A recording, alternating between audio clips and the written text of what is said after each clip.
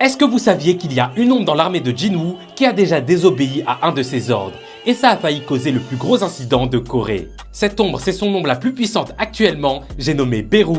Attends, je vais tout expliquer, mais juste avant, si tu kiffes Solo Leveling, les animés et les mangas, abonne-toi à ce nouveau compte car mon ancien compte Geekiway s'est fait bannir et à partir de maintenant, toutes mes vidéos seront ici. Et merci à Ismail, Keita et Diarra, les 3 derniers abonnés. Dans la suite de Solo Leveling, les gars, lorsque Chae-in a voulu rejoindre la guilde de Jinwoo, il lui a fait passer un test impossible à réussir pour pouvoir la rejeter sans la blesser émotionnellement. Du coup, ce test consistait à battre son ombre la plus puissante, mais comme il savait que le roi des fourmis l'avait déjà traumatisé et qu'il ne voulait pas lui faire revivre ça, Jinwoo a décidé d'envoyer Ygritte pour ce combat. Mais à sa grande surprise, Chae-in a explosé Ygritte assez facilement, donc par la suite, Jinwoo n'a pas eu d'autre choix que d'envoyer Beru. Par contre, juste avant, il lui ordonna de la battre sans la blesser. Mais au fil du combat, étant donné que Chae-in était surpuissante et qu'elle visait clairement ses points faibles, Beru s'est rappelé de l'ordre de la reine des fourmis qui était d'annihiler purement et simplement tous ses ennemis. À ce moment-là, Beru est devenu complètement fou et il a attaqué Chae-in avec toute sa puissance, désobéissant du coup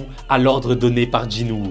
Heureusement, Jinwoo est intervenu à temps et a arrêté Beru juste avant qu'il ne tue une nouvelle fois Chae-in. Et là, je vous laisse imaginer l'ampleur de l'incident national qu'aurait eu le meurtre de Chae-in de la part de Jinwoo. Je sais pas ce que vous en pensez les gars, comme je vous ai dit, n'hésitez pas à vous abonner à ce nouveau compte car maintenant toutes les vidéos seront ici. Comme d'hab, moi je vous lis et je vous réponds, mais jusqu'alors, je suis out.